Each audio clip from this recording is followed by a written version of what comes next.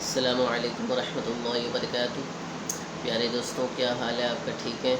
उम्मीद है सब खैरियत से होंगे। अच्छा प्यारे दोस्तों, सबके लिए एक मैसेज है कि अपनी सुबह का आगाज़ कुरान पाक की तिलावत के साथ किए करें, क्योंकि कुरान पाक की तिलावत में बड़ी बरकत है। तो इसकी बरकत से आपके अल्हम्दुलिल्लाह के दिन के जितने भी मामलात हैं, आप आज़मा के देख लें कि इंशाअल्लाह वो मामलात सारे क्लियर होते जाते हैं। कोई मामलात अगर ख़राब भी हो रहे हों या आपको ख़राब नज़र आ भी रहे हों, तो वो मामलात जो है इंशाअल्लाह कुरान पाक पढ़ने की बरकत से वो मामलात सीधे हो रहे होते हैं। तो आप सबसे गुजारिश है कि काइंडली जिन लोगों ने मेरे चैनल को सब्सक्राइब नहीं किया, वो काइंडली सब्सक्राइब करें, लाइक करें और शेयर करें, क्योंकि हर अच्छी बात को फैलाना भी सदक़े जारिया है। बिस्मिल्लाहिर्रहमानिर्रहीम। यासीन वल क़ुरआनिल हकीम इन्नका लमिनल मुरसलीन अला सिरातिम मुस्तक़ीम तंज़ीलल अज़ीज़िर रहीम लितुन्ज़िर क़ौमन मा उन्ज़िर आबाउहुम फ़हुम गाफ़िलून लक़द हक़्क़ल क़ौलु अला अक्सरिहिम फ़हुम ला युमिनून इन्ना जअलना फ़ी अअनाक़िहिम अग़लालन फ़हिय इलल अज़क़ान फ़हुम मुक़महून वजअलना मिन बैनि अयदीहिम सद्दन वमिन ख़ल्फ़िहिम सद्दन फ़अग़शयनाहुम फ़हुम ला युबसिरून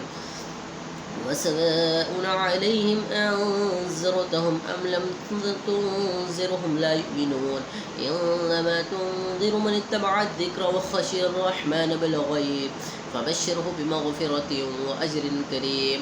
इन्ना नहनु नुह्यिल मौता वनक्तुबु मा क़द्दमू वआथारहुम वकुल्ल शैइन अहसयनाहु फ़ी इमामिन मुबीन वضرب لهم مثلا أصحاب القرية إذ جاءها المرسلون إذ أرسلنا إليهم اثنين فكذبوهما فعززنا بثالث فقالوا إنا إليكم مرسلون قالوا ما أنتم إلا بشر مثلنا وما أنزل الرحمن من شيء إن أنتم إلا تكذبون قالوا ربنا يعلم إنا إليكم لمرسلون وما علينا إلا البلاغ المبين قالوا إنا تطيرنا بكم لئن لم تنتهوا لنرجمنكم وليمسنكم منا عذاب أليم قالوا طائركم معكم أئن ذكرتم بل أنتم قوم مسرفون وجاء من أقصى المدينة رجل يسعى قال يا قوم اتبعوا المرسلين اتبعوا من لا يسألكم أجرا وهم مهتدون وما لي لا أعبد الذي فطرني وإليه ترجعون أأتخذ من دونه آلهة إن يردني الرحمن بضر لا تغني عني شفاعتهم شيئا ولا ينقذون إني إذا لفي ضلال مبين إني آمنت بربكم فاسمعون قيل ادخل الجنة قال يا ليت قومي يعلمون بما غفر لي ربي وجعلني من المكرمين وما أنزلنا على قومه من بعده من جند من السماء وما كنا منزلين إن كانت إلا صيحة واحدة فإذا هم خامدون يا حسرة على العباد ما يأتيهم من رسول إلا كانوا به يستهزئون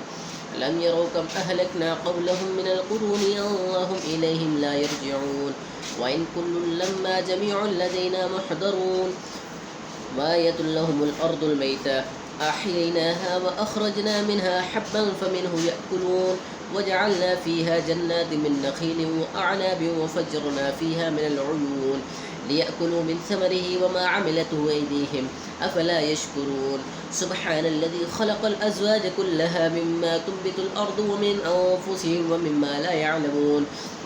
وآية لهم الليل نسلخ منه النهار فإذا هم مظلمون والشمس تجري لمستقر لها ذلك تقدير العزيز العليم والقمر قدرناه منازل حتى عاد كالعرجون القديم لا الشمس ينبغي لها أن تدرك القمر ولا الليل سابق النهار وكل في فلك يسبحون وآية لهم أن حملنا ذرية في الفلك المشحون وخلقنا لهم من مثله ما يركبون وإن نشأ نغرقهم فلا صريخ لهم ولا هم ينقذون إلا رحمة منا ومتاعا إلى حين وإذا قيل لهم اتقوا ما بين أيديكم وما خلفكم لعلكم ترحمون وما تأتيهم من آية من آيات ربهم إلا كانوا عنها معرضين وإذا قيل لهم أنفقوا مما رزقكم الله قال الذين كفروا للذين آمنوا أنطعم من لو يشاء الله أطعمه إن أنتم إلا في ضلال مبين ويقولون متى هذا الوعد إن كنتم صادقين ما ينظرون إلا صيحة واحدة تأخذهم وهم يخصمون فلا يستطيعون توصية ولا إلى أهلهم يرجعون ونفخ في الصور فإذا هم من الأجداث إلى ربهم ينسلون قالوا يا ويلنا من بعثنا من مرقدنا هذا ما وعد الرحمن وصدق المرسلون إن كانت إلا صيحة واحدة فإذا هم جميعا لدينا محضرون فاليوم لا تظلم نفس شيئا ولا تجزون إلا ما كنتم تعملون إن أصحاب الجنة اليوم في شغل فاكهون هم وأزواجهم في ظلال على الأرائك متكئون لهم فيها فاكهة ولهم ما يدعون سلام قولا من رب رحيم وامتازوا اليوم أيها المجرمون ألم أعهد إليكم يا بني آدم ألا تعبدوا الشيطان إنه لكم عدو مبين وأن اعبدوني هذا صراط مستقيم ولقد أضل منكم جبلا كثيرا أفلم تكونوا تعقلون هذه جهنم التي كنتم توعدون اصلوها اليوم بما كنتم تكفرون اليوم نختم على أفواههم وتكلمنا أيديهم وتشهد أرجلهم بما كانوا يكسبون ولو نشاء لتمسنا على أعينهم فاستبقوا الصراط فأنا يبصرون ولو نشاء لمسخناهم على مكانتهم فما استطاعوا مضيا ولا يرجعون ومن نعمره ننكسه في الخلق أفلا يعقلون وما علمناه الشعر وما ينبغي له إن هو إلا ذكر وقرآن مبين لينذر من كان حيا ويحق القول على الكافرين أولم يروا أنا خلقنا لهم مما عملت أيدينا أنعاما فهم لها مالكون وذللنا لهم فمنها ركوبهم ومنها يأكلون ولهم فيها منافع ومشارب أفلا يشكرون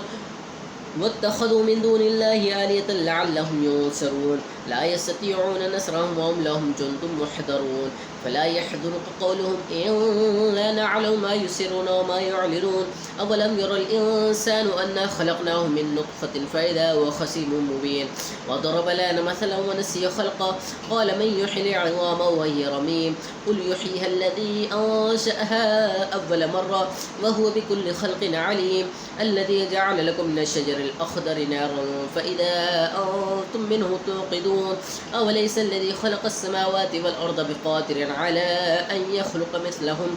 بلى وهو الخلاق العليم إنما أمره إذا أراد شيئا أن يقول له كن فيكون فسبحان الذي بيده ملكوت كل شيء وإليه ترجعون صدق اللہ العظیم۔ آپ سب دوستوں سے گزارش ہے کہ اپنے بچوں کو اور خود بھی قرآن پاک کی تلاوت کی روٹین بنا لیں، کیونکہ قرآن پاک پڑھنے میں بڑی برکت ہے۔ آپ کے معاملات جو ہیں انشاءاللہ بڑے حد تک معاملات سیٹ ہوتے جائیں گے۔ قرآن پاک کی اتنی برکت ہے کہ آپ جب اس کو پڑھیں گے تو آپ کو سب سے بڑا دلی سکون ملے گا۔ کوئی دنیا کا ایسا کام نہیں ہے، کوئی دنیا کی جتنی مرضی آپ دولت اکٹھی کر لیں، لیکن آپ کو وہ دل کا سکون نہیں ملے گا۔ لیکن قرآن پاک کی تلاوت سے دل کو اتنا سکون اور انسان کا دل اتنا مطمئن ہوتا ہے کہ اتنا کسی چیز سے مطمئن نہیں ہوتا۔ تو آپ سب سے گزارش ہے کہ قرآن پاک کی تلاوت کیا کریں اور اس کو بھی اپنی زندگی میں شامل کریں۔ تو انشاءاللہ ملتے ہیں آپ سے نیکسٹ ویڈیو میں۔ اوکے جی، اللہ حافظ۔